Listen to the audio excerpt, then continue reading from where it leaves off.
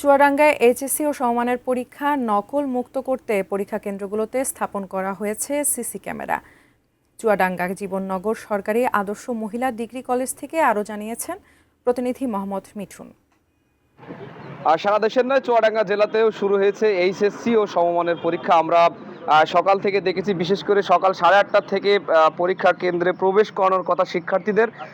সেই হিসাবে আমরা প্রতিটা শিক্ষা প্রতিষ্ঠানে, বিশেষ করে পরীক্ষা কেন্দ্রগুলোতে আমরা দেখেছি যে যে সমস্ত পরীক্ষা কেন্দ্রের শিক্ষকরা দায়িত্বে আছে তারা কিন্তু শিক্ষার্থীদের প্রবেশ করাচ্ছেন এবং তাদের যে কাগজপত্র সেগুলো কিন্তু দেখেই তারা প্রবেশ করাচ্ছেন। পাশাপাশি আমরা দেখেছি যে এই কেন্দ্রে, বিশেষ করে আমি আছি চুয়াডাঙ্গা জেলা জীবননগর সরকারি আদর্শ মহিলা ডিগ্রি কলেজে, যেখানে এখানে মোট 322 জন শিক্ষার্থী পরীক্ষা দেওয়ার কথা আছে। সেখানে আসলে সকাল 8:30 থেকে আমরা দেখেছি শিক্ষকরা যে গেট আছে সেই গেটে শিক্ষার্থীদের প্রবেশ করাচ্ছেন। তাদের কাছে যে প্রয়োজনীয় কাগজপত্র, বিশেষ করে পরীক্ষার জন্য যে সমস্ত কাগজপত্র থাকার কথা সেগুলো তারা চেক করে কিন্তু এখানে ঢুকাচ্ছে। এবং আমরা শিক্ষকদের সাথে কথা বলে শিক্ষক কিন্তু জানিয়েছে যে এই পরীক্ষা যাতে সুন্দর সুষ্ঠু পরিবেশের মধ্যে হয় সেজন্য কিন্তু তারা সব ধরনের পদক্ষেপ নিয়েছেন এবং এই পরীক্ষা নকল মুক্ত করার জন্য তারা প্রতিটা কেন্দ্রেই ইতিমধ্যে সিসি ক্যামেরা স্থাপন করেছেন এবং এই পরীক্ষা যাতে সুন্দরভাবে শিক্ষার্থীরা দিতে পারে সেজন্য কিন্তু তারা